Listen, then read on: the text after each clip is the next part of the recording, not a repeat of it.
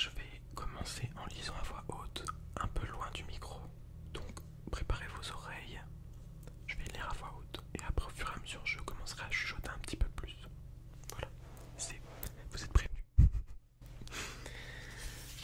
Philosophie et chemin de fer ne sont pas des termes que l'on associe de prime abord. Littérature et train, c'est plus courant. Les cheminots, souvent, aiment la littérature, pas seulement celle de gare, ils arrivent même qu'ils la pratiquent. Dans cette grande entreprise, avec laquelle nombre de personnes peuvent se réclamer de quelques filiations, récentes ou éloignées, il existe un cercle littéraire des écrivains cheminots, CLEC, qui publie une revue bimestrielle, Le Dévorant. C'est dans ce cercle, pour cette revue, qu'a pris corps l'idée de cette convergence improbable entre philosophie et littérature cheminote. Pour répondre durablement à cet engagement de produire, tous les 2 mois, une chronique, l'Instant Philo, enseigner la philosophie était indubitablement un atout. Mais cela n'aurait pas suffi. L'auteur qui s'engageait devait aussi posséder des qualités humaines d'empathie avec le lectorat. Rarement formé à cette discipline, mais toujours curieux d'apprendre, à la condition qu'on lui offre les bons outils. C'est ce qu'a su faire Marie-Bernard Gopfer en se pliant aux contraintes de notre publication. Depuis plusieurs années, elle disserte, pour nous, sur des concepts variés. Elle fait découvrir des philosophes, anciens et modernes, aux lecteurs de la revue. Elle est allée plus loin que le relatif, puisque, comme le dit Aristote, qu'il me pardonne si je reste dans l'à peu près, l'homme aspire à un bien qui se suffise à lui-même, le bonheur. Je suis persuadé que les lecteurs de ces 30 instants philosophiques partageront, comme nous l'avons fait, ce bonheur de lire, de comprendre, de réfléchir et pourquoi pas l'envie d'aller plus loin dans le désir de savoir. Philippe Daignard, président du CLEC. Donc voilà, ça c'est l'explication de pourquoi ils ont commencé et pourquoi ils ont demandé à l'autrice d'écrire ça. Avant-propos. Les 30 instants philosophiques qui composent cet ouvrage sont nés d'une demande. La revue littéraire Le Dévorant, éditée par le Cercle littéraire des écrivains cheminots, CLEC, me proposait il y a quelques années de rédiger les brèves chroniques philosophiques qu'Henri Girard, alors président du CLEC, eut l'idée d'intituler l'Instant Philo, ou Comment entrebâiller la porte de la philosophie à partir du quotidien. Je m'exécutais avec joie et y pris goût. Destinées à des passionnés de lecture, d'écriture et de culture, ces chroniques se voulaient accessibles, consistantes dans leur contenu et surtout aptes à susciter l'interrogation et la réflexion. Quelques années ayant passé, l'idée de les réunir en un seul ouvrage, moyennant un léger remaniement, a pris forme et en voici l'aboutissement. L'Instant Philo s'adresse à un public aussi large que possible et ne requiert dans son ensemble aucune culture philosophique préalable, mais n'en suppose pas moins une lecture attentive et exigeante. Il aborde, dans l'ordre de publication des chroniques, des grandes questions de l'existence, en s'efforçant de partir du quotidien comme l'indique le titre de la rubrique dans la revue. Étant né dans l'univers du chemin de fer, il est tout à fait adapté à la réflexion permise par les voyages en train, lorsque le paysage défilant sous nos yeux et le mouvement du train accompagnant celui de la pensée, nous pouvons à loisir méditer sur une page lue, y revenir et en tirer des conclusions personnelles en dehors de toute précipitation. Il ne s'agit donc aucunement de présenter des points de vue exhaustifs ni de faire un état des lieux des questions, et j'ai choisi très librement les références philosophiques qui me semblaient le plus adaptées, en donnant un relief particulier à certains penseurs rarement sollicités et pourtant tellement aptes à nourrir notre pensée. L'ouvrage pourra aussi être profitable aux lycéens et étudiants concernés par la philosophie. Ils y trouveront des pistes de réflexion plus ou moins précises selon les chroniques, qu'ils pourront ensuite approfondir méthodiquement et confronter, s'ils le souhaitent, aux œuvres des auteurs cités pour une vision plus complète et plus détaillée. 19 années d'enseignement, dont 16 en lycée technologique, m'ont aidé à proposer de la philosophie une approche existentielle et, je l'espère, concrète et accessible. Que mes élèves de terminale ainsi que mes étudiants de diplôme supérieur d'art appliqué et ceux de la section de diététique soient remerciés du dynamisme qu'ils ont apporté à ma réflexion. Que soient vivement remerciés aussi Mireille Gras du CLEC ainsi que Philippe Daignard, président du CLEC et directeur de la revue, dont la relecture vigilante et exigeante a fidèlement accompagné l'écriture de ces instants philosophiques. L'auteur. Voilà pour la mise en scène, pour l'explication. J'ai sélectionné plusieurs thèmes, enfin plusieurs sujets. Je pense que je ne vais pas pouvoir tous les lire. Ça pourrait être l'objet d'une autre vidéo, ou alors un autre livre pourrait être l'objet d'une autre vidéo, à voir. Je vais garder ceux que je préfère vraiment. Le tout premier du livre, c'est La loi du plus fort. Je prends le métro et je pense à Rousseau. L'homme est capable de détrôner la force et de faire place au droit, mais surtout au respect, à l'accueil. Combien de fois pourtant n'oublie-t-il pas ce qui fait sa grandeur, sa dignité? Tel un courant impétueux, un flot humain sort de l'escalator, traverse le couloir sans regarder autour de soi, tandis que de pauvres voyageurs isolés attendent que le troupeau soit passé. La raison du plus fort est toujours la meilleure, et chaque individu de ce troupeau ne serait guère embarrassé pour expliquer ses raisons. Il était pressé, on ne peut pas laisser passer tout le monde, les couloirs sont trop étroits, etc. On pourrait multiplier les exemples et évoquer l'adulte qui jette son emballage vide sur le sol, ou l'automobiliste continuant effrontément son chemin au mépris du piéton qui patiente devant le passage lui étant pourtant réservé. Mais le plus fort n'est jamais assez fort pour être toujours le maître, et s'il a ses raisons, il n'a pas raison pour autant.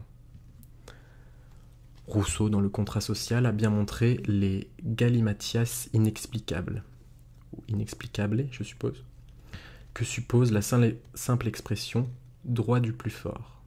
Qu'est-ce qu'un droit qui périt quand la force cesse? Jamais la force ne pourra donner le droit, elle ne peut donner que la force. L'ordre physique et l'ordre moral sont incommensurables. S'agit-il seulement de force au demeurant? Quel pouvoir sur soi peut-on bien reconnaître en celui qui ne sait pas s'arrêter devant l'autre, en celui qui se montre incapable de s'empêcher? Rien d'autre au fond que la servile soumission à une aveugle et sourde impulsion. Un homme, ça s'empêche, dit Henri Corméry, qui prête ses traits au père d'Albert Camus dans Le Premier Homme, sans avoir besoin de l'être pour le savoir. S'agit-il même d'une impulsion aveugle? Puis-je impulsivement ne pas voir en l'autre celui qui me dépasse, celui qui est certes mon semblable, mais qui est irréductible à la similitude, celui, comme le dit Lévinas, possède un visage qui me parle et par là m'invite à une relation sans commune mesure avec un pouvoir qui s'exerce. Devant ce quelque chose d'infini qui se trouve en l'autre, puis-je encore prétendre que je suis aveugle? N'est-ce pas plutôt que je ne veux pas voir? Ainsi, il est bien une force dont la raison est toujours la meilleure, c'est la force de celui qui est capable de renoncer à la force. Cette force seule révèle l'humanité en l'homme. Seule elle est à la hauteur de la personne et révèle la personne. Échapper à la barbarie ne serait-ce pas commencer par regarder l'autre comme ce qu'il est? Celui dont le visage est porteur d'un ordre imposant au moi à l'égard d'autrui une responsabilité gratuite, comme le dit encore Lévinas. S'arrêter avec élégance et céder le passage non à toute une file de voyageurs certes, mais peut-être à une seule personne pour commencer et lui offrir un sourire? Remplacer la loi du plus fort par la loi de l'accueil et permettre aux personnes de briller comme autant d'étoiles dans la foule. Tata. C'est assez fort. Il y a certains chapitres et textes qui ont eu beaucoup plus de répercussions en moi, et celui-ci m'a beaucoup parlé quand je l'ai lu. C'était il y a déjà quelques temps, vu que ce livre, ça fait longtemps que je l'ai.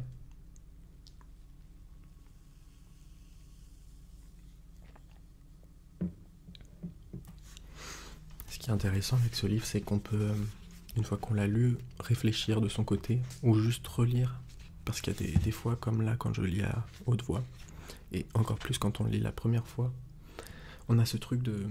Des fois on lit et notre cerveau part parce que c'est assez complexe et il faut suivre tout le long.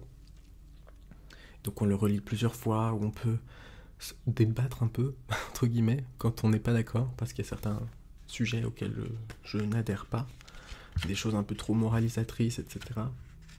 Mais il y a aussi des choses qui sont du bon sens, mais que tout le monde n'a pas en fait, que ça fait réfléchir sur pas mal de choses, notamment la société, etc. Et aussi sur toi. Je pense que ça peut aider en termes de développement personnel, notamment ce sujet-là que je vais vous lire maintenant. Vitesse et diligence. Faire vite, gagner du temps. Voilà, pense-t-on, un gage de sérieux et d'efficacité. La rapidité serait-elle donc vertu, excellence humaine et, partant, qualité à acquérir et travailler ? Happés par la spirale infernale de la course contre la montre, nous voilà pris d'une étrange agitation, jonglant avec notre agenda pour trouver un moment, réduisant le temps consacré à nos proches, prenant sur le sommeil pour finir nos tâches. Cela peut nous peser ou nous griser. Comme dans le conte de Michel End, Momo, nous pouvons être tentés d'éliminer le temps considéré comme inutile, celui des visites aux amis, celui du travail fait avec soin, en un mot le temps humain pour gagner du temps.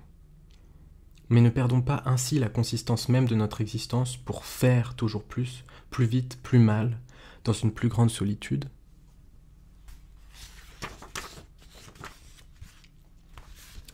C'est que nous confondons peut-être la grandeur et la valeur, la vitesse et la diligence. La vitesse, grandeur physique, nous fascine, et l'homme peut à juste titre s'enorgueillir de réduire, s'il le veut, le temps des tâches ou celui des voyages, réalisant ainsi des prouesses techniques et rendant plus facile parfois les retrouvailles et les échanges. En termes de vitesse, cependant, nous ne rivaliserons jamais avec la lumière, et cette frénésie qui parfois nous étreint révèle peut-être la peur inavouée d'affronter le mystère du temps, d'accueillir un présent qu'on aurait voulu différent ou dont on peine à voir le sens, d'attendre un avenir qu'on espère sans pouvoir l'assurer. Aller plus vite, c'est affaire de technique. Vivre l'attente, le souvenir, la patience, c'est affaire de vertu. Et ce n'est pas la vitesse, mais la diligence qui est vertu du temps humain. Par elle, nous nous empressons avec soin, refusant tout retard et toute négligence dans ce que nous percevons comme une requête, comme un appel. Nous pouvons alors être pleinement dans le présent, dans cette durée qui est le temps vrai, un temps fait de continuité, et que Bergson compare à une mélodie. Ainsi, ai-je aimé le train qui m'éloignait lentement de Milan cet été, me permettant de comprendre ce que je quittais et de me réhabituer au lieu que j'allais retrouver, plus que l'avion qui m'aurait si rapidement précipité d'un univers à l'autre. Diligérer, aimer. Seul l'homme diligent, et non l'homme pressé, est capable de juger de l'opportunité de la vitesse, de discerner de la lenteur, de discerner les lenteurs qui relaient, diligérer, aimer. Seul l'homme diligent et non l'homme pressé est capable de juger de l'opportunité de la vitesse, de discerner les lenteurs qui relèvent de la négligence, de la paresse, de l'égoïsme car il aime. Sachant écouter, ne cherchant pas à dominer, il peut saisir le kairos, le moment opportun. La vitesse tombait peu à peu, mais à quoi bon se presser ? Le train roulait à l'heure, écrit Étienne Catin dans son récit du dernier voyage d'une locomotive à vapeur. Justesse, exactitude de la tâche à accomplir, finesse capable de saisir le rythme de l'amour, telle est la vraie célérité, celle de la fidélité. Et ça rejoint un vrai problème que j'ai dans la vie, qui est que je suis tout le temps en retard. Et ça m'a fait penser à ça, le temps, tout ça, bref. Je sais pas si... Le temps, c'est très particulier pour moi, je trouve. J'aime pas me presser, mais en même temps, c'est quand même, comme il le dit, aussi bien dans ce livre une vertu, mais en même temps, comme ils le disent aussi, finalement, est-ce qu'on se presse pas juste pour faire genre et globalement, c'est un peu de la merde. Non, globalement, ça m'a beaucoup fait penser justement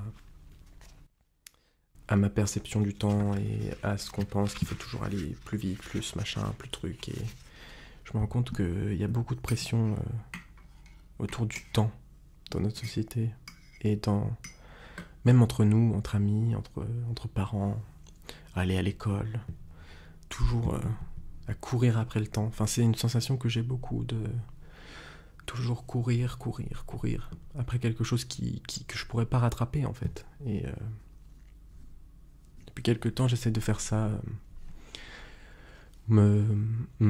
plus me centrer dans le présent, dans essayer de, je sais pas, d'être dans le moment présent en fait, et de pas penser trop au futur et au passé, mais bien sûr, c'est aussi important, et ça me fait penser à un des textes que j'ai lu aujourd'hui, qui en parlait justement. Je sais pas si je l'ai gardé.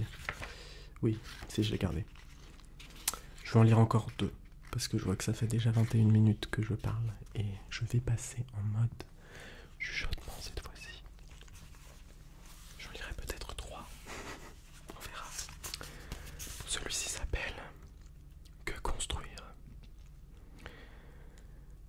Mais ce qui distingue dès l'abord le plus mauvais architecte de l'abeille la plus experte, c'est qu'il a construit la cellule dans sa tête avant de la construire dans la ruche, nous dit Marx.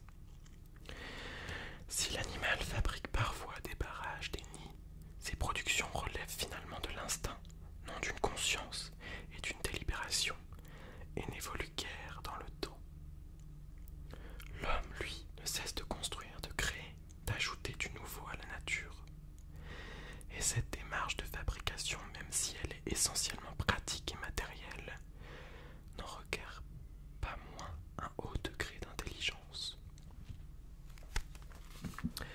Un technicien exerce la plus haute pensée et la mieux ordonnée, affirme Alain. Un technicien découvre, réfléchit, invente. Seulement sa pensée n'a d'autre objet que l'action même. Il ne cesse d'essayer. Toutes ces idées sont des idées d'action. Dans quel sens cependant diriger nos productions dans cette infinité de possibles qui s'ouvrent à l'imagination? Il faut dire tout d'abord que si les productions de consommation et les objets d'usage occuperont toujours une part importante de l'activité de fabrication, et s'ils sont souvent admirables de qualité, d'ingéniosité ou d'efficacité, l'homme semble ne pouvoir s'y restreindre. Il ne peut en effet s'empêcher de créer des œuvres destinées à un tout autre usage, des œuvres d'art dont Hannah Arendt nous déclare que, à proprement parler, elles ne sont pas fabriquées par les hommes, mais pour le monde qui est destiné à survivre à la vie limitée des mortels, au va-et-vient des générations. Ces œuvres s'offrent à la contemplation, elles nourrissent ou enchantent l'esprit et le cœur. Elles donnent une forme d'immortalité aux actions, aux pensées et aux sentiments. Mais suffit-il qu'une œuvre soit utilisable et puissante, ou bien encore nouvelle et différente, pour qu'elle mérite l'admiration? Notre monde ne manque pas d'inventions qui, si elles décuplent notre pouvoir, l'on pensera par exemple aux manipulations génétiques, font de l'homme un apprenti sorcier dont on peut craindre avec raison qu'il ne s'en serve, non pour rendre le monde plus humain, mais pour le soumettre à l'arbitraire et à la domination, s'arrogeant le pouvoir de choisir quels êtres humains verront le jour. Par exemple par la sélection d'embryons comme dans le film Bienvenue à Gattaca, ou de construire une nouvelle espèce humaine, une espèce au-delà de l'humain, comme le prétend le mouvement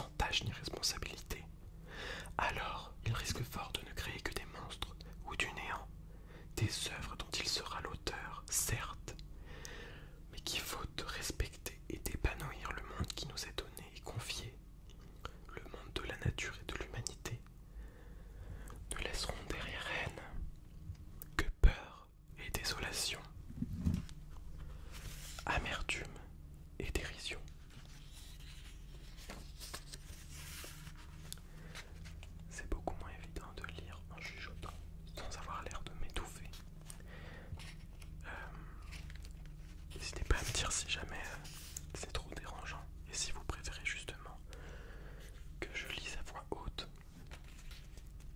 Mais je me suis dit qu'en chuchotant ça pouvait vous permettre de vous détendre un peu plus au fur et à mesure de la vidéo. Je pense que je vais lire un dernier petit sujet, un dernier petit chapitre. D'ailleurs, je vois également que je brille de mille feux sur la caméra. C'est l'éclairage, mais c'est aussi surtout la chaleur. Il fait pas très beau aujourd'hui, mais il fait très chaud. Surtout que j'ai fermé mon appartement, enfin la vitre. Donc, je brille, désolé.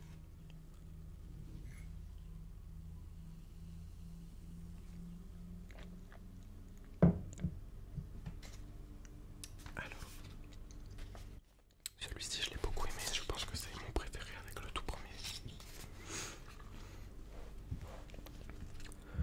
L'espoir fait vivre, dit-on parfois, et dans cet éloge pointe souvent un demi-sourire désabusé, plein d'indulgence envers ceux qui ont encore la douce naïveté de croire en des lendemains meilleurs.